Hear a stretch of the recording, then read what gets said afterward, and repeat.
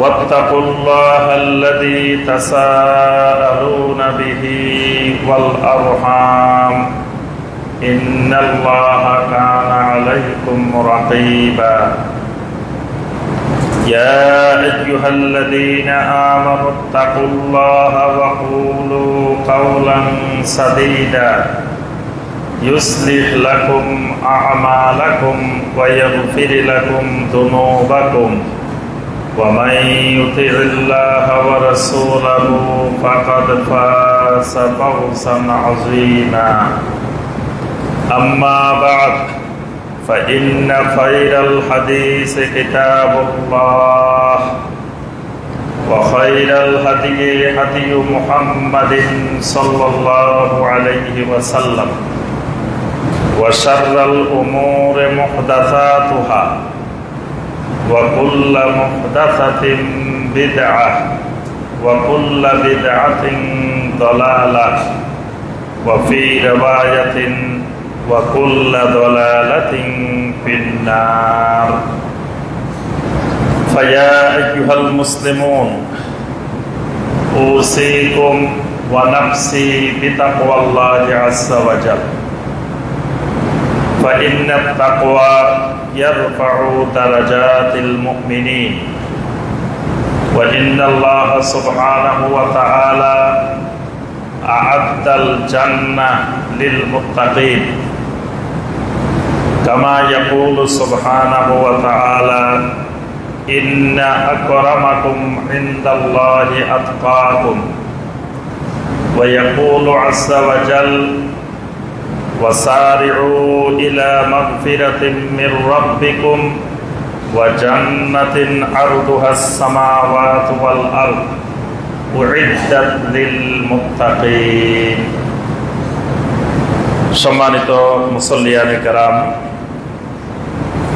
আল্লাহ রাব্বুল আলামিনের দরবারে কোটি কোটি শুকরিয়া যে মহান রাব্বুল আলামিন আমাদেরকে 1446 হিজরি সনের 17ই সফর তারিখে সালাতুল জুমআ আদায় এবং খুতবাতুল জুমআ শোনার উদ্দেশ্যে আল্লাহ রাব্বুল আলামিনের পবিত্র ঘর মসজিদে উপস্থিত হওয়ার পরে আজকের সালাতুল জুমআর খুতবা পেশ করার এবং শোনার যে মহান রব্বুল আলামিন আমাদেরকে তৌফিক দিয়েছেন, সে মহান রব্বুল আলামিনের শুকর আদায় করি। সকলে বলি আলহামদুলিল্লাহ। সম্মানিত মুসল্লিয়ানে কেরাম, আজকের খুতবায় যে বিষয়টি আমরা সংক্ষিপ্তভাবে আলোচনা করার চেষ্টা করব ইনশাআল্লাহ, বিষয়টি হলো আত-তাওয়াসসুলুল মাশরু ওয়াল মামনু, অর্থাৎ শরিয়া সম্মত ওয়াসিলা এবং শরিয়া নিষিদ্ধ ওয়াসিলা। এই বিষয়টির উপরে আমরা কোরআনে কারীম এবং সহিহ হাদিসের আলোকে সংক্ষিপ্তভাবে আজকের খুতবায় তুলে ধরার চেষ্টা করব ইনশাআল্লাহ। ওয়াসিলা এই শব্দটি আরবি শব্দ। এই শব্দটিকে আল্লাহ রাব্বুল আলামিন কোরআনে কারীমেও ব্যবহার করেছেন, নবী সাল্লাল্লাহু আলাইহি ওয়াসাল্লামের অনেক হাদিসেও রাসূলুল্লাহ সাল্লাল্লাহু আলাইহি ওয়াসাল্লাম ব্যবহার করেছেন। কিন্তু এই ওয়াসিলা শব্দটি আরবি, কিন্তু এই শব্দটিকে শয়তান শিরিক অনুপ্রবেশের, শিরিক ঢুকানোর অন্যতম একটি মাধ্যম হিসাবে যুগে যুগে ব্যবহার করেছে। একেবারে নূহ আলাইহিস সালামের যুগ থেকে শিরিকের যে ইতিহাস, শিরিক অনুপ্রবেশের যে প্রেক্ষাপট, শয়তান যে বিষয়গুলোকে মানুষের সামনে নিয়ে এসে মানুষকে দলে দলে শিরিকের মধ্যে অনুপ্রবেশ ঘটায়, এরকম শিরিক অনুপ্রবেশকারী বিষয়গুলোর মধ্য থেকে অন্যতম একটি বিষয় হলো ওয়াসিলা। বাংলাদেশ সহ যারা বাংলা ভাষাভাষী, যারা উর্দু ভাষাভাষী বা যারা হিন্দি ভাষাভাষী, এই অঞ্চলের মানুষগুলোর কাছে ওয়াসিলা শব্দটা তাদের মাতৃভাষার মতো মনে হয়। মানে বাংলাভাষী হলে সে মনে করে ওয়াসিলাটা বাংলা, হিন্দিভাষী হলে সে মনে করে ওয়াসিলাটা হিন্দি শব্দ, উর্দুভাষী হলে সে মনে করে ওয়াসিলা শব্দটা উর্দু শব্দ। কিন্তু এটা যে একটা আরবি শব্দ এবং এটা যে একটা আলফাজে ইসলামিয়া, এটাকে আরবিক ফিলোলজির ভাষায়, আরবি ভাষাতত্ত্বের ভাষায় এটাকে বলা হয় আলফাজে ইসলামিয়া। মানে ইসলাম আসার আগে অনেকগুলো শব্দ আছে যেগুলো বিভিন্ন অর্থে ব্যবহার হতো, কিন্তু ইসলাম আসার পরে এই শব্দগুলোকে ইসলামের এক একটি পরিভাষা, শরিয়ার এক একটি পরিভাষা হিসাবে আল্লাহ রাব্বুল আলামিন নির্দিষ্ট করেছেন। যেমন ঈমান, ঈমান এটা ইসলাম আসার আগে এক অর্থে ব্যবহার হতো, বিভিন্ন অর্থে ব্যবহার হতো। ইসলাম আসার পরে ঈমান শব্দটাকে একটা ইসলামী পরিভাষা, একটি আলফাজে ইসলামিয়া হিসাবে নির্ধারণ করা হয়েছে। এখন ঈমান বললে ইসলাম পূর্ব যুগে কি অর্থে ব্যবহার হতো সেটা বোঝাবে না। ঈমান বললে আমরা একটা সুনির্দিষ্ট জিনিসকে, ইসলামী বিষয়কে বুঝি। ইসলাম, সালাত, সালাত শব্দটা ইসলাম আসার আগে বিভিন্ন অর্থে ব্যবহার হয়েছে, ইসলাম আসার পরে এটাকে একটা সুনির্দিষ্ট শরঈ ইবাদতের জন্য নির্দিষ্ট করা হয়েছে। ঠিক একইভাবে যাকাত, একইভাবে সিয়াম, এরকম শত শত শব্দ যেগুলো আলফাজে ইসলামী। ইসলাম এক একটা ইবাদতের জন্য, এক একটা জিনিসের জন্য নির্দিষ্ট করেছে।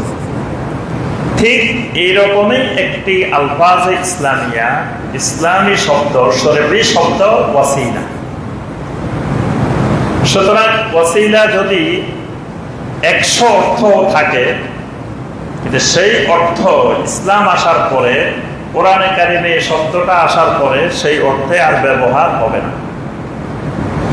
কোরআনে কারিম যেই অর্থে ব্যবহার করেছে একমাত্র সেই অর্থেই কিয়ামত পর্যন্ত ওয়াসিলা শব্দটি ব্যবহার হবে। কিন্তু আমাদের সমাজে ওয়াসিলা মানে মানুষ বুঝে মধ্যস্থতাকারী,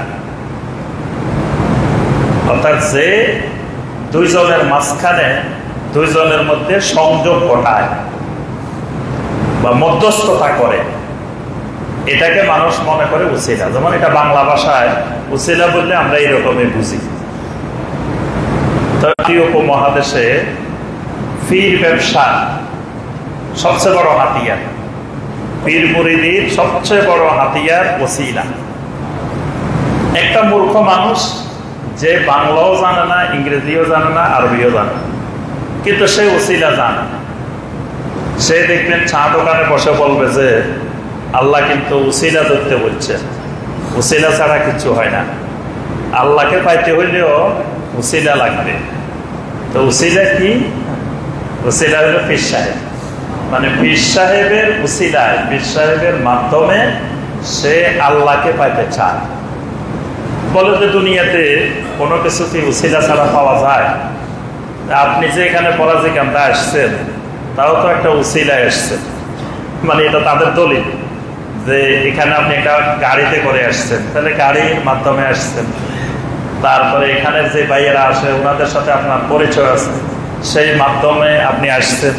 এই যে কত উসিলা দিয়ে আসছেন, তাহলে আল্লাহকে পাইতে হলে, আল্লাহ পর্যন্ত পৌঁছতে হলে সেটাও তো কারো না কারো উসিলায় পৌঁছতে হবে। তারপরে আরো মনে করে যে বড় কোনো নেতা, বড় কোনো দায়িত্বশীল, বড় কোনো পদমর্যাদার অধিকারীর কাছে যেতে হলে কারো না কারো উসিলা ধরে যেতে হয়। তা আল্লাহর কাছে পৌঁছতে হলে, আল্লাহর মুকাররাবিন হইতে হলে সেটাও তো কারো না কারো উসিলা দিয়ে পৌঁছতে হবে। অর্থাৎ এই উসিলা শব্দের মারাত্মক অপব্যবহার, এবং এই শব্দটাকে ধর্ম ব্যবসার অন্যতম হাতিয়ার বানানো হয়েছে। এবং কোরআনে কারিমের কিছু না জানলেও দেখবেন একটা মূর্খ লোকও জানে কোরআনে আল্লাহ কিন্তু বলছে ওয়াবতাগু ইলাইহিল ওয়াসিলা। এটা একটা মূর্খ লোকও জানে, কিন্তু সে এটা ভুলে যায় যে কোরআনের এই শব্দটা তো আরবি, কিন্তু সে মনে করে নিছে এটা বাংলা শব্দ। আল্লাহ বলছে ওয়াবতাগু ইলাইহিল ওয়াসিলা, তোমরা উসিলা তালাশ করো, উসিলা ধরো। তো বাস উসিলা তো লাগবে, উসিলা ছাড়া আল্লাহকে পাওয়া যাবে না, উসিলা ছাড়া জান্নাত পাওয়া যাবে না, উসিলা ছাড়া দিন পাওয়া যাবে না। এইভাবে উসিলা শব্দটাকে ভারতীয় উপমহাদেশে ব্যবহার করা হয়। এই কারণে আমরা আজকে খুতবায় কয়েকটা গুরুত্বপূর্ণ বিষয় আলোচনা করব। প্রথম বিষয় যে কোরআনে কারিমে যে সূরা আল মায়েদার 35 নম্বর আয়াতে কারিমা আল্লাহ রাব্বুল আলামিন যে ওয়াসিলা শব্দটি ব্যবহার করছেন, আসলে এটার অর্থ কি? আল্লাহ পাক এখানে ওয়াসিলা দিয়ে কি বোঝাতে চেয়েছে, কি জিনিস? দ্বিতীয় বিষয়, বান্দা যখন আল্লাহ রাব্বুল আলামিনের কাছে কিছু চাইবে তখন কোন কোন মাধ্যম দিয়ে আল্লাহর কাছে দোয়া করা জায়েজ, কোন কোন মাধ্যম দিয়ে দোয়া করা জায়েজ নাই, শরীয়তে নিষিদ্ধ, এই তিনটা দিক আমরা আলোচনা করার চেষ্টা করব ইনশাআল্লাহ। প্রথম কথা, ওয়াসিলা শব্দটা আমরা কোরআনে কারিমে পাই, নবী সাল্লাল্লাহু আলাইহি সাল্লামের হাদিসে ওয়াসিলা শব্দটা পাই। তবে কোরআনে কারিমে ওয়াসিলা শব্দটি এক অর্থে ব্যবহার হয়েছে, কিন্তু নবী সাল্লাল্লাহু আলাইহি সাল্লামের হাদিসে ওয়াসিলা শব্দটা ভিন্ন অর্থে ব্যবহার হয়েছে। তো প্রথমে আমরা কোরআনে কারিমেরটা দেখবো, তারপরে নবী সাল্লাল্লাহু আলাইহি সাল্লামের হাদিসে কি অর্থে ওয়াসিলা ব্যবহার হয়েছে সেটা দেখব। কোরআনে কারিমে সূরা আল মায়েদার 35 নম্বর আয়াতে কারিমে আল্লাহ পাক বলছেন, ইয়া আইয়ুহাল্লাযীনা আমানুত্তাকুল্লাহ ওয়াবতাগু ইলাইহিল ওয়াসিলা ওয়াজাহিদু ফি সাবিলিহি লাআল্লাকুম তুফলিহুন। এই আয়াতে কারিমা আল্লাহ রাব্বুল আলামিন প্রথমে 4টি গুরুত্বপূর্ণ বিষয়ের কথা বলছেন। একটি বিষয় মনে রাখতে হবে, দলিল পেশ করে তখন আয়াতের মাঝখান থেকে একটু অংশ দিয়ে দলিল, অথবা হাদিস হইলে হাদিসের মাঝখান থেকে একটু অংশ দিয়ে দলিল। পুরা হাদিস পুরা আয়াত বেদাতীদের কখনো দলিল হয় না। শাইখুল ইসলাম ইবনে তাইমিয়া রাহিমাহুল্লাহ এটা বলছেন যে বেদাতি সিনার বড় লক্ষণ, বড় আলামত, সে তোমার কাছে আয়াতের মাঝখান থেকে একটু অংশ এনে দলিল দিবে, অথবা হাদিসের মাঝখান থেকে একটু অংশ এনে তোমার কাছে দলিল দিবে। কিন্তু যখন সে তোমার কাছে একটা অংশ দিয়ে দলিল দিবে তখন তুমি তাকে বলবা যে পুরা আয়াতটা তেলাওয়াত করো, অথবা পুরা হাদিসটা নিয়ে আসো। তাহলে সে যে জিনিসের দলিল দিবে ওই আয়াত দিয়ে, ওই আয়াতের অংশ দিয়ে, যখন সম্পূর্ণ আয়াত আসবে তখন ওই তার দলিলের জবাব সেখানে পাওয়া যাবে। যেমন বেদাতি বলে যে আল্লাহ সব জায়গায় আছে, আল্লাহ সর্বত্র বিরাজমান। তো দলিল কি?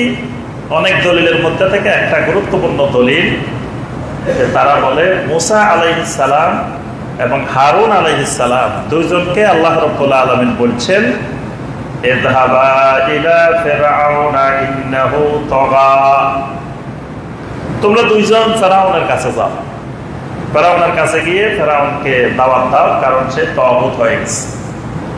আল্লাহ পাক দুইজনকে বলছেন যে তোমরা ভয় পাইও না, ইন্নানি মাআকুমা, আমি তোমাদের দুইজনের সাথে আছি। এইটা আবার বেদাতীদের দলিল যে আল্লাহ এখানে মুসা এবং হারুনের সাথে আছে। শাইখুল ইসলাম ইবনে তাইমিয়া রাহমাহুল্লাহ বলেন, এবার বেদাতীকে বলো যে এখানে থামিও না, আরো সামনে আগাও। আগালে এরপরে বলা আছে আসমাউ ওয়া আরা, ইন্নানি মাআকুমা আসমাউ ওয়া আরা। আমি তোমাদের সাথে আছি। কেমনে সাথে আছি? আমি তোমাদের সবকিছু শুনতেছি, সবকিছু দেখতেছি। আল্লাহ পাক সাথে সাথে বলে দিয়েছেন, কারণ আল্লাহ পাকের এলেমে তো আছে, বেদাতীরা এক সময় এটা দলিল দিতে পারে। এই কারণে আল্লাহ রাব্বুল আলামিন সাথে সাথে ওই একই আয়াতে আল্লাহ পাক বলছেন যে তোমরা দুইজনের সাথে আছি। আমি কেমনে সাথে আছি? আমি তোমাদের সবকিছু শুনতেছি এবং দেখতেছি। আসমাউ ওয়া আরা, তার অর্থ হলো শোনা এবং দেখার মাধ্যমে আল্লাহ রাব্বুল আলামিন মুসা এবং হারুন আলাইহিস সালামের সাথে আছে। তাহলে বেদাতের জবাব ওখানে চলে আসছে। বেদাতি বলে রাসূল নূরের তৈরি। তো দলিল কি রাসূল নূরের তৈরি? সূরা আপনার ইউনূস থেকে দলিল আছে, আরো বিভিন্ন জায়গা থেকে দলিল আছে। তাদের সবচেয়ে প্রসিদ্ধতম দলিল হলো কাদ জাআকুম মিনাল্লাহি নূরুন ওয়া কিতাবুম মুবিন, তোমাদের কাছে আল্লাহর পক্ষ থেকে নূর এসেছে, কিতাবুম মুবিন এসেছে। তো নূর মানে রাসূল, আল্লাহ রাসূলকে নূর বলছেন, ভালো কথা। ইমাম তবারী রাহিমাহুল্লাহ বলেন যে এটা তো আয়াতের শেষ অংশ, আয়াতের প্রথম অংশে আসো, আয়াতের এটা শেষ, কিন্তু আয়াতের প্রথম অংশে যখন আসবা তখন সেখানে দেখবা আল্লাহ রাব্বুল আলামিন বলছেন যে আমি আল্লাহর পক্ষ থেকে তোমাদের কাছে রাসূল এসেছে। রাসূল কিছু জিনিস মিম্মা কুনতুম তুখফুনা মিনাল কিতাব ওয়া ইয়াফু আন কাসীর, তোমরা যে সকল জিনিস গোপন করে রাখো আমার রাসূল সেখান থেকে কিছু জিনিস প্রকাশ করে দেন, কিছু জিনিস ছেড়ে দেন। এটা হলো আয়াতের প্রথম অংশ। অর্থাৎ ইহুদি খ্রিস্টানদেরকে লক্ষ্য করে আয়াতটা হলো ইয়া আহলাল কিতাব, যে তোমাদের হে আহলে কিতাব কাদ জাআকুম রাসূলুনা ইউবাইয়িনু লাকুম কাসীরাম মিম্মা কুনতুম তুখফুনা মিনাল কিতাব ওয়া ইয়াফু আন কাসীর। হে আহলে কিতাবরা, তোমাদের কাছে আমার রাসূল এসেছে, তোমরা যেটা গোপন করে রাখতা সেটা কিছু প্রকাশ করে দেন, আবার কিছু তিনি ছেড়ে দেন। এরপরে বলছেন কাদ জাআকুম মিনাল্লাহি নূরুন ওয়া কিতাবুম মুবিন। তাহলে নূর অর্থ কি? ইমাম তাবারী রাহিমাহুল্লাহ বলেন আগে আল্লাহ পাক বর্ণনা করে দিয়েছেন। নূর মানে তোমরা যেটাকে গোপন করে রাখছিলা, অন্ধকারের মধ্যে লুকাই রাখছো, রাসূল এসে সেটাকে বের করে দিয়েছে। তাহলে আলো আসলে অন্ধকার দূর হয়ে যায়। আল্লাহ রাসূলের মাধ্যমে মাহেকা বিহি শিরক, শিরকের অন্ধকার দূরীভূত হয়েছে। আজহারা বিহিল ইসলাম আমারা বিহিল হক, নবী সাল্লাল্লাহু আলাইহি ওয়াসাল্লামের মাধ্যমে হক আলোকিত হয়েছে, ইসলাম উদ্ভাসিত হয়েছে। এই অর্থে আল্লাহ রাব্বুল আলামিন নবী সাল্লাল্লাহু আলাইহি ওয়াসাল্লামকে নূর বলছেন, নূরের তৈরি বোঝানোর জন্য নূর বলেন। তাহলে বেদাতের জবাব কিন্তু ওই আয়াতের মধ্যেই আছে। এইভাবে প্রত্যেকটা আয়াত। এখন এখানে ওয়াবতাগু ইলাইহিল ওয়াসিলা, এই অংশ হলো বেদাতের দলিল। কিন্তু যখন সম্পূর্ণ আয়াতে কারিমা আমরা দেখব তখন দেখব যে এখানে বেদাতি যে দলিল দিচ্ছে সেই দলিলের সাথে এটা কোনো সম্পর্ক নাই। এখানে আল্লাহ রাব্বুল আলামিন চারটি গুরুত্বপূর্ণ জিনিসের কথা বলছেন, যে এই চারটা জিনিস যার ভিতরে আছে লাআল্লাকুম তুফলিহুন, সেই মানুষগুলাই সফল। সুবহানাল্লাহ, সফলতার চাবিকাঠি, সফলতার মাপকাঠি চারটা জিনিস, গুরুত্বপূর্ণ চারটা বিষয়। এক নম্বর বিষয় কি? ইয়া আইয়ুহাল্লাযীনা আমানু, এক নম্বর বিষয় হলো ঈমান। সফল হইতে হইলে এক নম্বরে যে জিনিস লাগবে সেটা ঈমান। এজন্য সূরা আল আসরের মধ্যে আল্লাহ পাক বলেছেন ওয়াল আসর ইন্নাল ইনসানা লাফি খুসর ইল্লাল্লাযীনা আমানু। আল্লাহ পাক আসরের কসম করে বলছেন সকল মানুষ ক্ষতিগ্রস্ততার মধ্যে। তাহলে ক্ষতিগ্রস্ত না হওয়াটাই সফল, সফলতার বিপরীত হলো ক্ষতিগ্রস্ত। তাহলে সকল মানুষ ক্ষতিগ্রস্ত, কিন্তু ক্ষতিগ্রস্ত নয় কারা? ইল্লাল্লাযীনা আমানু, যে মানুষগুলো ঈমান এনেছে, তাহলে ঈমান হলো সফলতার 1 নম্বর চাবিকাঠি। ঈমান আছে, জান্নাত আছে। ঈমান নাই, জান্নাত নাই। কুফরি ক্ষতিগ্রস্ততার মাপকাঠি। কুফরি মানে খুসরান, ক্ষতিগ্রস্ত, সফল হতে পারবে না। যার ভিতরে কুফরি আছে সে সফল হবে না। সূরা আল মায়েদার 5 নম্বর আয়াতে কারিমা আল্লাহ বলছেন, ওয়া মান ইয়াকফুর বিল ঈমানি ফাকাদ হাবিতা আমালুহু ওয়া হুয়া ফিল আখিরাতি মিনাল খাসিরিন। যেই লোক ঈমান আনার পরে কুফরি করবে তার সমস্ত আমল নষ্ট হয়ে যাবে। আর ওয়া হুয়া ফিল আখিরাতি মিনাল খাসিরিন, আখিরাতে লোকটা ক্ষতিগ্রস্তদের অন্তর্ভুক্ত হয়ে যাবে। তাহলে কুফরি করলে সফল হওয়া যাবে না। তাহলে ঈমানের বিপরীত হলো কুফর। কুফরি করলে খাসিরিন, আর ঈমান থাকলে তুফলিহুন, লাআল্লাকুম তুফলিহুন, ঈমান থাকলে সফল।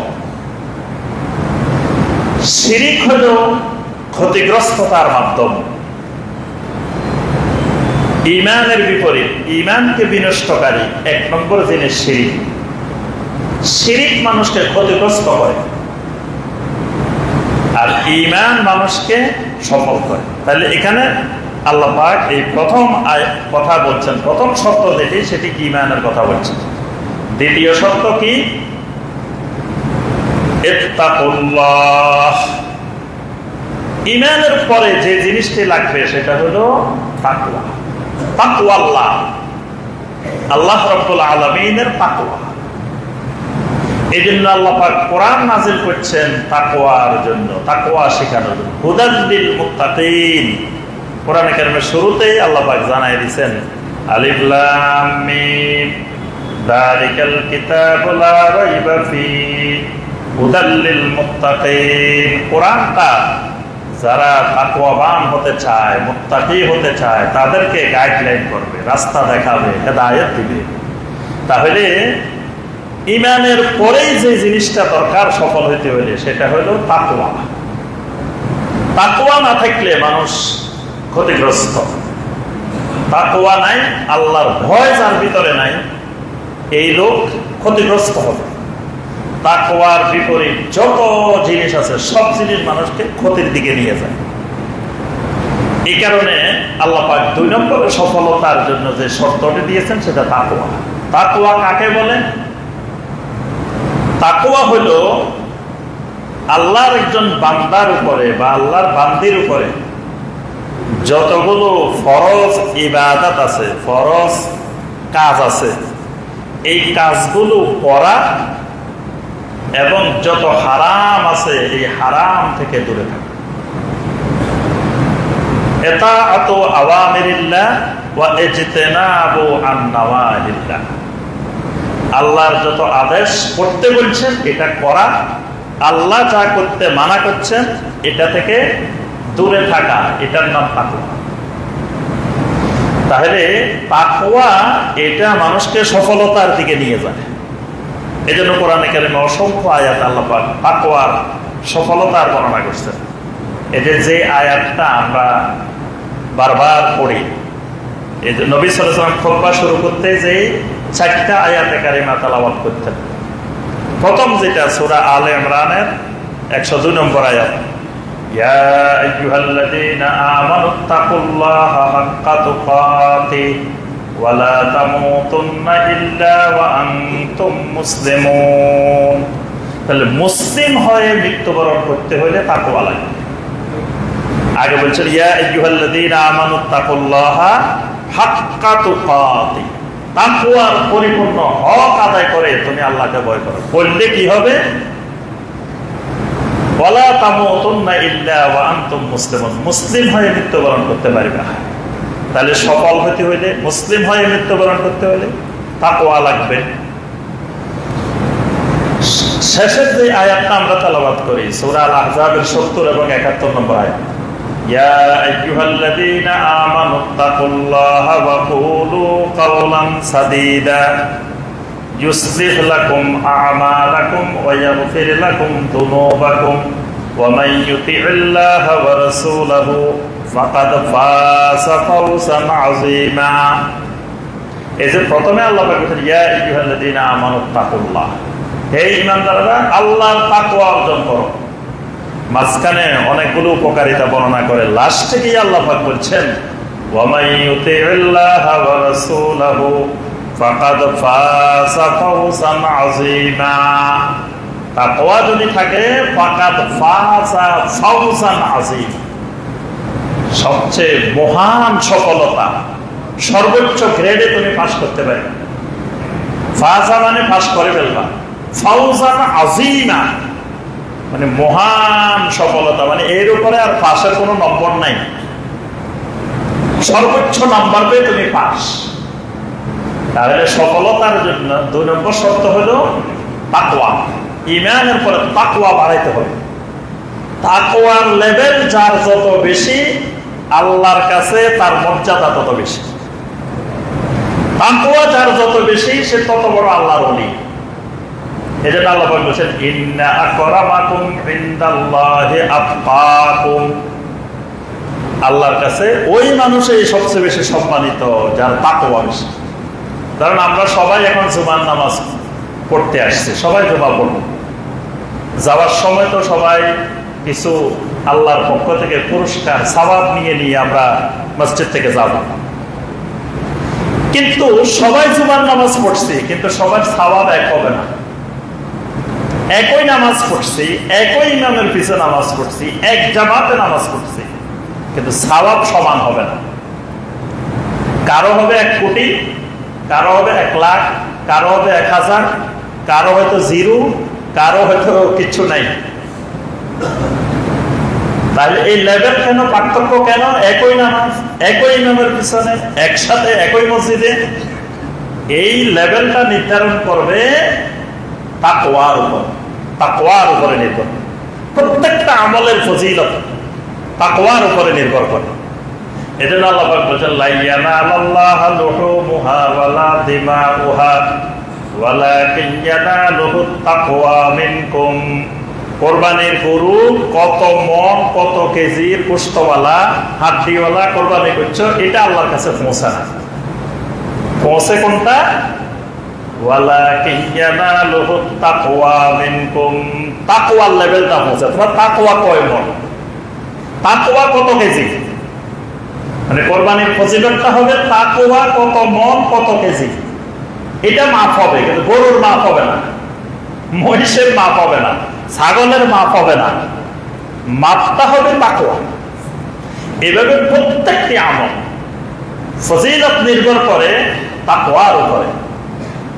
তাকওয়াই মানুষকে সফলতার দিকে নিয়ে যায়। এখানে আল্লাহ পাক, আমরা বিস্তারিত ব্যাখ্যায় গেলে পরের অংশগুলো আলোচনা করা যাবে না। সংক্ষিপ্ত কথা হলো 1 নম্বর সফল হতে হলে লাগবে ঈমান, 2 নম্বর লাগবে তাকওয়া, 3 নম্বর লাগবে আরেকটা জিনিস, সেটা হলো ওয়াবতাগু ইলাইহিল ওয়াসিলা। 3 নম্বর লাগবে আল ওয়াসিলা। তাহলে আল্লাহ পাক এখানে সফলতার জন্য 3 নম্বর জিনিস বলছেন ওয়াবতাগু ইলাইহিল ওয়াসিলা। ওয়াসিলা লাগবে। এখন ওয়াসিলাটা কি জিনিস? এক একজন এক এক ব্যাখ্যা মনে হইতে পারে, কিন্তু কোরআনে কারিমের ব্যাখ্যা গ্রহণের ক্ষেত্রে আমাদেরকে মনে রাখতে হবে কোরআনে কারিমের ব্যাখ্যা দিবেন নবী সাল্লাল্লাহু আলাইহি সাল্লাম। আর নবী সাল্লাল্লাহু আলাইহি সাল্লামের সরাসরি স্টুডেন্ট যারা সাহাবায়ে কেরাম, যারা কোরআনে কারিমকে নবী সাল্লাল্লাহু আলাইহি সাল্লাম থেকে হাতে কলমে প্র্যাকটিক্যাল যারা কোরআন শিখছেন, সেই সাহাবায়ে কেরাম যে ব্যাখ্যা দিবেন কিয়ামত পর্যন্ত এটাই চূড়ান্ত ব্যাখ্যা। এর বাহিরে কিয়ামত পর্যন্ত আর কোনো মুফাসসির, কোনো মুফতি, কোনো মুহাদ্দিসের পাওয়ার নাই যে সাহাবায়ে কেরামের ব্যাখ্যার বাহিরে গিয়ে নিজের মন মতো ব্যাখ্যা দিবে। যদি ব্যাখ্যা দেয় তাহলেও সেও ক্ষতিগ্রস্তদের অন্তর্ভুক্ত। তাহলে এখানে আমাদেরকে যেতে হবে ওয়াবতাগু ইলাইহিল ওয়াসিলার ব্যাখ্যাটা সাহাবায়ে কেরাম কেমনে দিয়েছেন। সাহাবায়ে কেরামের মধ্যে কোরআনে কারিমের ব্যাখ্যাদাতা হিসেবে সবচাইতে প্রসিদ্ধ হলেন ইবনু আব্বাস, আব্দুল্লাহ ইবনে আব্বাস রাদিয়াল্লাহু তাআলা আনহুমা, তিনি বলেন এখানে আল ওয়াসিলা মানে হলো আল কুরবা, কুরবা মানে নৈকট্য। ওয়াবতাগু ইলাইহিল ওয়াসিলা মানে ওয়াতলুবুল কুরবাতা ইলাইহি বিমা ইউরদিহি মিনাল আমল। অর্থাৎ তুমি আমলের মাধ্যমে নৈকট্য অনুসন্ধান করো, যে আমলে আল্লাহ পাক সন্তুষ্ট হন ওই রকম আল্লাহকে সন্তুষ্টকারী আমলের মাধ্যমে আল্লাহর নৈকট্য অনুসন্ধান করো। মানে এখানে ওয়াসিলা মানে নফল ইবাদত, নফল আমল। নফল ইবাদতকে আল্লাহ পাক নাম দিয়েছেন কি? ওয়াসিলা। সাহাবায়ে কেরামের ব্যাখ্যা হলো সহজ কথা, যে ফরজ ইবাদতের বাহিরে যত নফল ইবাদত আছে এই নফল ইবাদতের নাম হলো ওয়াসিলা। এখন কেউ যদি শুধু ফরজ আদায় করে বসে থাকে, প্রথম আল্লাহ বলছেন তাকওয়া। তাকওয়া মানে ফরজ আদায় করলে, হারাম থেকে বিরত থাকলে মুত্তাকি, তাকওয়া এসে যাবে। কিন্তু এই সফলতার জন্য শুধু তাকওয়া যথেষ্ট নয়, তাকওয়ার বাহিরেও তার আরো কিছু দরকার আছে। ওই তাকওয়ার পরে যেটা দরকার সেটার নাম ওয়াসিলা। সেটা কি? সেটা হলো নফল ইবাদত। নফল ইবাদত ফরজ ইবাদতের আগে পরে, যেমন ফরজ সালাত, তার আগে সুন্নত, ফলের সুন্নত, এগুলা ওয়াসিলা। ফরজ ধরেন জুমার 2 রাকাত আদায় করব, ফরজ এই খুতবা শুনবো, এটা হলো তাকওয়া। আগে এসে তাহিয়াতুল মসজিদ আদায় করব, যা পরবর্তীতে বাদাল জুমা আদায় করব, এটা হলো ওয়াসিলা। বুঝে আসছে? ওয়াসিলা। রমাদান মাসে সিয়াম পালন করব, এটা হলো তাকওয়া। এজন্য আল্লাহ সূরা আল বাকারার 183 নম্বর আয়াতে সিয়াম ফরজ করে লাস্টে বলছেন লাআল্লাকুম তাত্তাকুন, যাতে তোমরা তাকওয়া অর্জন করতে পারো। তাহলে রমজান মাসের সিয়াম এটা তাকওয়া। রমজান মাস চলে গেছে, শাওয়াল মাসের 6 দিনের সিয়াম, এটা ওয়াসিলা। প্রতি মাসের 13, 14, 15 রমাদান, প্রত্যেক চান্দ্র মাসে, এটা ওয়াসিলা। সোমবার বৃহস্পতিবার সিয়াম পালন করা, এটা ওয়াসিলা। ইয়াউমে আরাফা সিয়াম পালন করা ওয়াসিলা। আশুরা সিয়াম পালন করা, এটা ওয়াসিলা। যাকাত এটা তাকওয়া। কিন্তু পরবর্তীতে বিভিন্ন সময় নফল সাদাকা, নফল দান, এটা ওয়াসিলা। ফরজ হজ করা এটা তাকওয়া, কিন্তু উমরা করা এটা ওয়াসিলা। এইভাবে প্রত্যেকটি ইবাদতের সাথে তাকওয়া একটা, ওয়াসিলা একটা, তাকওয়া একটা, ওয়াসিলা একটা। এই কারণে নবী সাল্লাল্লাহু আলাইহি ওয়াসাল্লাম বলছেন ইন্না আউওয়ালা মা ইউহাসাবু বিহিল আবদু ইয়াওমাল কিয়ামাতি মিন আমালিহি সালাতুহু। কিয়ামতের ময়দানে সর্বপ্রথম যে আমল তার হিসাব হবে সেটা হলো সালাত। সালাতের মধ্যে যদি কেউ সফল হয় ফাকাদ আফলাহা ওয়া আনজাহা, সে সফল হয়ে গেছে, সে পাস করে গেছে। আর যে লোকের সালাতের মধ্যে, নামাজের মধ্যে গন্ডগোল, ফাকাদ খাবা ওয়া খাসারা, সে ধ্বংস হয়ে গেছে, ক্ষতিগ্রস্ত হয়ে গেছে। এরপরে নবী সাল্লাল্লাহু আলাইহি ওয়াসাল্লাম বলছেন, যখন দেখা যাবে কোন ব্যক্তির ফরজ নামাজের মধ্যে ঘাটতি দেখা দিয়েছে, তখন আল্লাহ রাব্বুল আলামিন বলবেন উনজুরু হাল লিআবদি মিন তাতাওউইন, আমার এই বান্দার আমলের দিকে তাকাই দেখো, কোন নফল ইবাদত আছে কিনা, নফল সালাত আছে কিনা, সুন্নত সালাত আছে কিনা।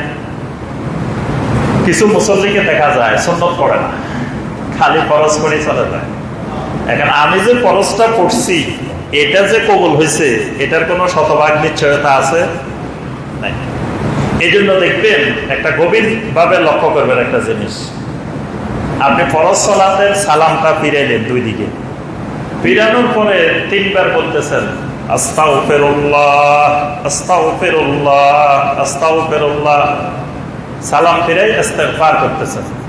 তাহলে ইস্তেগফার করে মানুষ গুনাহ করলে তা আপনি এতক্ষণ 4 রাকাত নামাজ পড়ছেন, 2 রাকাত নামাজ পড়ছেন, গুনাহ করছেন না ভালো কাজ করছেন?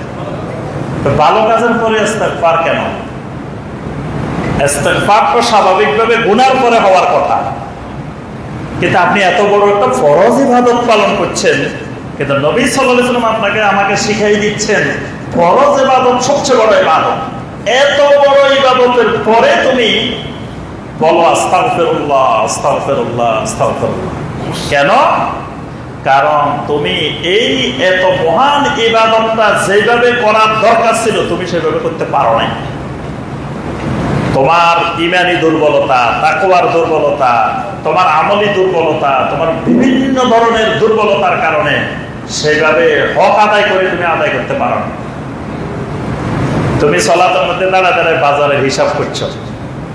আমরা সালাতে দাঁড়াইলে বাজারে হিসাব না মিললে সেটা মনে আসে, তারপরে আপনার বাইরে কোনো কিছু মনে আসতেছে না, কিছু এখানে সালাতে দাঁড়াইলে মনে আসে। তাহলে এটা তো সালাতের রূহ নাই, সালাতের রূহ হলো খুশু খুশু। আমার আপনার সালাত হয়ে গেছে রূহবিহীন সালাত। তো রূহবিহীন সালাত মানে মরা সালাত, জিন্দা সালাত হয়নি। এই কারণে সালাত আদায় করিও নবী সাল্লাল্লাহু আলাইহি ওয়াসাল্লাম শিখেছেন আস্তাগফিরুল্লাহ, কারণ আমার এই সালাত যে কবুল হয়েছে, শতভাগ হয়েছে, এটার নিশ্চয়তা। তাহলে আল্লাহ রাসূল সাল্লাল্লাহু আলাইহি ওয়াসাল্লাম আমাদেরকে কত সুন্দর সুসংবাদ শোনাচ্ছেন যে তোমার যদি কিয়ামতের ময়দানে ফরজ সালাতের ঘাটতি দেখা দেয়, তখন আল্লাহ পাক বলবেন না কোন শতভাগ নিশ্চয়তা প্রদান করে না। তাকওয়ার ঘাটতি পূরণের জন্য আমার আপনার নফল ইবাদত লাগে, বেশি বেশি নফল ইবাদত। রমাদান মাসে 30 দিন সিয়াম পালন করছে, সব যে কবুল হয়ে গেছে নিশ্চয়তা নেই। সিয়াম পালন করে মিথ্যা কথা। এতক্ষণ যে 3টা বলছেন এটা হলো নিজেকে জাহান্নামের আগুন থেকে বাঁচানোর জন্য। এখন খালি নিজে বাঁচতে হবে না, অন্য ইমানদারদেরকে বাঁচাইতে হবে। তো অন্য ইমানদার বাঁচাইতে হলে কি লাগবে? জিহাদ ফি সাবিলিল্লাহ। এই জন্য জিহাদের মাধ্যমে মানুষ নিজের জীবন বিসর্জন দিয়ে দেন অন্যদেরকে বাঁচানোর জন্য। কয়েকজনের জীবন বিসর্জনের মাধ্যমে কোটি কোটি মানুষ রক্ষা পায়। যেমন ধরেন এই যে আমাদের ছাত্র জনতার আন্দোলনে কিছু ছাত্র জনতা ভাইদের রক্তের বিনিময়ে কোটি কোটি মানুষ মুক্তি পেয়েছে।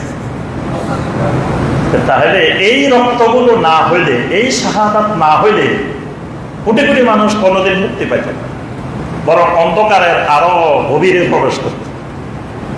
তাহলে জিহাদ ফি সাবিলিল্লাহ এটা হলো অন্যদেরকে বাঁচানোর জন্য নিজের জীবনটা আল্লাহর রাস্তায় দিয়ে দেওয়া। এই কারণে শাহাদাতের এত মর্যাদা, বিশাল মর্যাদা। শহীদদের গোসল হয় না, শহীদদের জানাজাও হয় না। নবী সাল্লাল্লাহু আলাইহি ওয়াসাল্লাম উহুদের শহীদদের গোসলও দেন নাই, জানাজাও দেন নাই। একজন সাহাবীকে ফেরেশতারা গোসল দিয়েছেন। কাকে? হামজালা রাদিয়াল্লাহু তাআলা, তাকে বলা হয় গাসিলুল মালাইকা। বাকি সাহাবীদের গোসলও দেন নাই, জানাজাও হয় নাই। নবী সাল্লাল্লাহু আলাইহি ওয়াসাল্লাম বলেন এরা কিয়ামতের ময়দানে এমন ভাবে উঠবে তাদের শরীরের থেকে রক্ত প্রবাহিত হবে, আঘাতের স্থানগুলো থেকে রক্ত প্রবাহিত হবে, আর রক্তের ঘ্রাণটা হবে রিহুম মিনাল মিস্ক, মিস্কের সুগন্ধি রক্ত থেকে বের হতে থাকে। সুবহানাল্লাহ। তাহলে এত মর্যাদা। পৃথিবীর মানুষ সব মরে গেলে কেউ আর দুনিয়া থেকে যখন যায় তখন সে আর দুনিয়াতে ফেরত আসতে চায় না। জান্নাতে যাওয়ার পরে কেউ আর ফেরত আসতে চায় না, কিন্তু শুধুমাত্র শহীদেরা জান্নাতের বিশাল নিয়ামত থেকে আল্লাহ তাদেরকে এত কিছু দিয়ে দিচ্ছেন। আল্লাহর কাছে বলে আল্লাহ আমাকে আবার দুনিয়া পাঠান, আবার শহীদ হই, আবার দুনিয়া পাঠান, আবার শহীদ। কারণ এই বিশাল মর্যাদা, নবুয়তের মর্যাদা সবচাইতে বড়, এর উপরে কোনো মর্যাদা নেই। সেই জায়গায়ও নবুয়তের মর্যাদা বিশাল হওয়ার পরেও নবী রাসূলরাও শহীদ হইতে চাইতেন, শাহাদাতের তামান্না করতেন। অনেক নবী, নবীও শহীদ, জাকারিয়া আলাইহিস সালাম, এরকম অনেক নবী তারা নবুয়তের মর্যাদাও পেয়েছেন, শাহাদাতের মর্যাদাও পেয়েছেন। ওমর ইবনে খাত্তাব রাদিয়াল্লাহু তাআলা জান্নাতের সনদ পাইছেন। নবী সাল্লাল্লাহু আলাইহি ওয়াসাল্লাম নাম ধরে বলে দিয়েছেন ওমর বিল জান্নাহ। তারপরেও ওমর আল্লাহর কাছে দোয়া করে, আল্লাহুম্মা রযুকনা শাহাদাতান ফি সাবিল, আল্লাহ আমাকে আপনার রাস্তায় শহীদ হওয়ার তৌফিক দেন। আর ওয়াজআল মাউতি ফি বালাদ রাসূলি, আমার মৃত্যুটা আপনার রাসূলের শহরে দিয়েন। মোহাম্মদের জন্য দুটো দোয়া করতেন, আল্লাহ আমাকে শাহাদাত দেন আর আমাকে মৃত্যুটা মদিনায় দেন, আপনার রাসূলের শহরে দেন। আল্লাহ দুটাই কবুল করছেন, তার মৃত্যু শাহাদাতও হয়েছে এবং মদিনায়ও হয়েছে। তাহলে যে বিষয়টা আমরা বলছিলাম সফলতার জন্য আল্লাহ পাক বলেছেন ওয়াজাহিদু ফি সাবিলি, এই চারটা কাজ থাকলে আল্লাহ বলেছেন লাআল্লাকুম তুফলিহুন, তোমরা সফল। দেখেন এখানে আল্লাহ পাক চারটা জিনিসকে আমাদের জন্য সফলতার মাপকাঠি বলছেন, কিন্তু আমরা কি করছি বাকি তিনটার খবর না নিয়ে আগে পরে মাঝখানের একটাকে ওয়াবতাগুইলাইহিল ওয়াসিলাকে এনে পীর মুরিদির বেদাতের শিরিকের দলিল বানায়। কোটি কোটি মানুষ এই আয়াত দিয়ে শিরিকে অনুপ্রবেশ করে এবং সবাই দেখবেন যে এই দলিল এটা সবার মুখে মুখে আল্লাহ বলছেন ওয়াবতাগুইলাইহিল ওয়াসিলা, কিন্তু কেউ অনুসন্ধান করে দেখে না আসলে আল্লাহ পাক এখানে ওয়াবতাগুইলাইহিল ওয়াসিলা, এটা তো কোরআনের আয়াত, এটা তো আমার আপনার নিজের ব্যাখ্যা করার কোনো অধিকার নাই। তাহলে তাফসীর গুলোতে সাহাবায়ে কেরাম তাবেঈনে কেরাম তারা কেমনে ব্যাখ্যা করছেন? সাহাবায়ে কেরাম যদি এর ব্যাখ্যা হতো পীর ধরা, তাহলে সাহাবায়ে কেরাম পীর মুরিদি করতেন না। সাহাবাদের মধ্যে কোনো পীরও ছিল না, মুরিদও ছিল। আবু বকরের পীরকে মুরিদ কারা, ওমর রাদিয়াল্লাহু আনহুর পীরকে মুরিদ কারা? কেউ নাই। সাহাবাদের কোনো পীর মুরিদি নেই, তাবেঈনদের নাই, তাবেঈনদের নাই। আচ্ছা সর্বশেষ আসেন ইমাম আবু হানিফা রাহিমাহুল্লাহ, তার পীরকে, তার মুরিদান কারা? তিনি কোন তরিকার পীর মুরিদি করতেন? দেখা যায় তিনিও করেন না। কোন আইম্মায়ে কেরাম, যত ফুকাহায়ে কেরাম, ইমাম শাফি, ইমাম মালিক, ইমাম আহমদ বিন হাম্বল সহ যত আইম্মায়ে কেরাম, কোন আইম্মায়ে কেরাম জীবনে পীর মুরিদি করেন নাই। তাহলে তারা মনে হয় আয়াত এটা বুঝতে পারেন না, যেটা আমাদের বাংলাদেশের এই উপমহাদেশের পীর সাহেবেরা বুঝছে।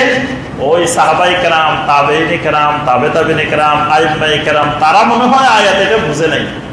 কারণ আয়াত এটার অর্থ যদি পীর মুরিদি হইতো তাহলে তো তারা পীর মুরিদির ব্যবসায় জড়িত হইতেন সবাই, কিন্তু আমরা দেখি তারা হন নাই। তাহলে এটা এই আয়াতের ওসিলার নাম দিয়ে চরম অপব্যাখ্যা।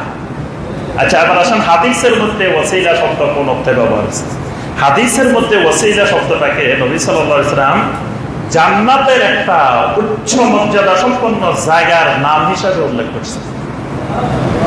নবী সাল্লাল্লাহু আলাইহি ওয়াসাল্লাম বলেন, সহিহ মুসলিমের হাদিস, ইজা সামি'তুমুল মুআজ্জিন ফাকুলু মিসলা মা ইয়াকুল, যখন তোমরা মুয়াজ্জিনের আযান শুনবে, মুয়াজ্জিন যা যা বলবে তোমরাও তা তা বলবে। মুয়াজ্জিন বলবে আশহাদু আন্না মুহাম্মাদার রাসূলুল্লাহ, তোমরা বলবে সাল্লাল্লাহু আলাইহি ওয়াসাল্লাম। আমাদের বাংলাদেশের মাসালা এরকম, তো মুয়াজ্জিন বলবে আশহাদু আন্না মুহাম্মাদার রাসূলুল্লাহ, তোমরা বলবে সাল্লাল্লাহু আলাইহি ওয়াসাল্লাম। এটা মারাত্মক ভুল ব্যাখ্যা।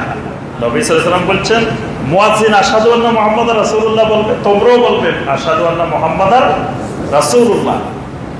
শুধুমাত্র হাইয়া আলাস সালাত এবং হাইয়া আলাল ফালাহকে নবী সাল্লাল্লাহু আলাইহি ওয়াসাল্লাম আলাদা করে দিয়েছেন। বাকি সব আসসালাতু খায়রুম মিনান নাওম, কাদ কামাতিস সালাহ, বাকি যা আছে সব মুয়াজ্জিন যা বলবে তোমরা তাই। যখন আযান শেষ হবে সুম্মা সাল্লু আলাইয়া, এরপরে তোমরা আমার উপরে দরুদ পেশ করো। তাহলে দরুদটা আযানের পরে, কিন্তু বাঙালি নিয়ে গেছে আযানের আগে।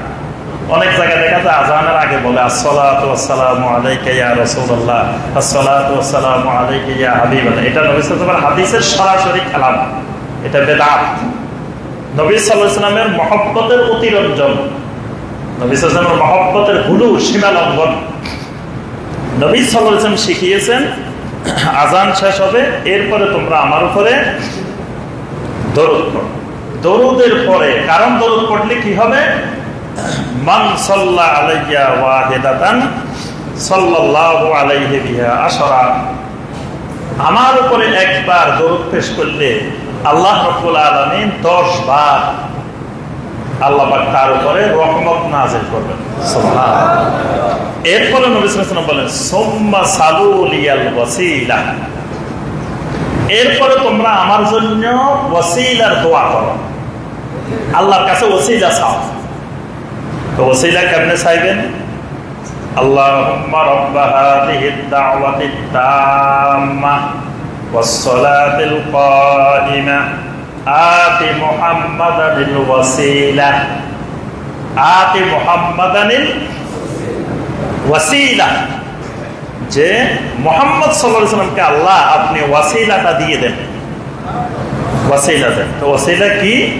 নবী সাল্লাল্লাহু আলাইহি ওয়াসাল্লাম বলেন ওয়াসিলাটা হলো জান্নাতের ভিতরে একটি মর্যাদাপূর্ণ জায়গা। সেই জায়গাটার মধ্যে আল্লাহ পাক আল্লাহর একজন বান্দাকে দিবেন।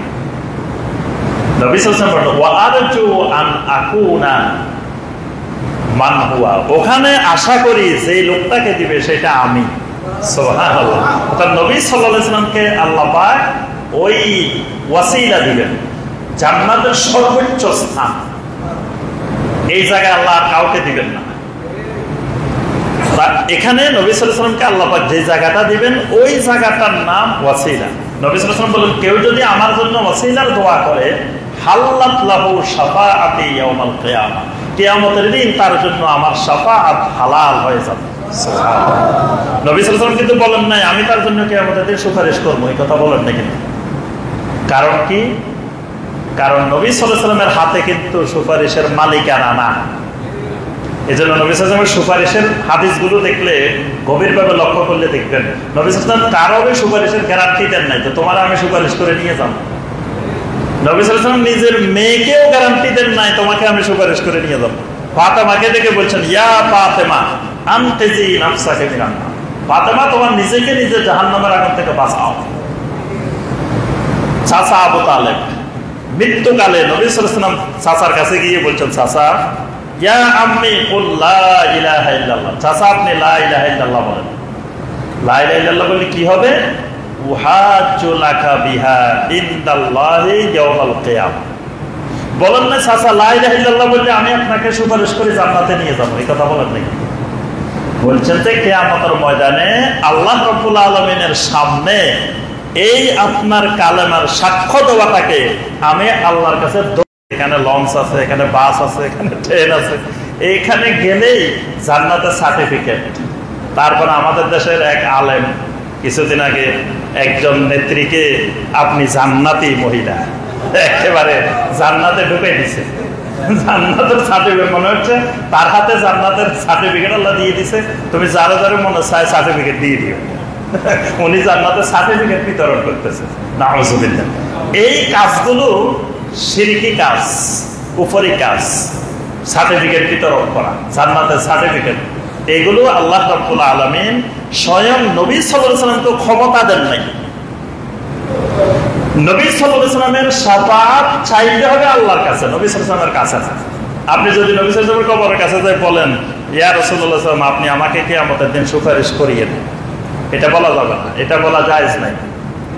আপনি দোয়া করতে হবে আল্লাহর কাছে, আল্লাহ আমাকে আপনি কিয়ামতের ময়দানে আপনার নবীর, আপনার রাসূলের শাফাআত নসিব করবেন আল্লাহ।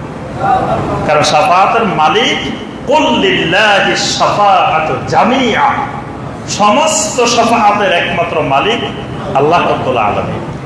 এইজন্য দেখেন নবী সাল্লাল্লাহু আলাইহি ওয়াসাল্লাম এখানে বলছেন যে আমার জন্য ওয়াসিলার দোয়া করবে, ওয়াসিলা চাইবে, হাল্লাত লাহু শাফাআতি ইয়াউমাল কিয়ামা, কিয়ামতের দিন তার জন্য আমার শাফাআত হালাল হয়ে যাবে। তাহলে এখানে ওয়াসিলা আমরা হাদিসে পাইলাম জান্নাতের একটা জায়গা। আচ্ছা এবার আসেন আমরা ওয়াসায়াত, আর একটা হলো ওয়াসায়াত। ওয়াসায়াত এটা হলো ঈমান ভঙ্গকারী বিষয়। ওয়াসায়াত মানে মধ্যস্থতাকারী নির্ধারণ করা।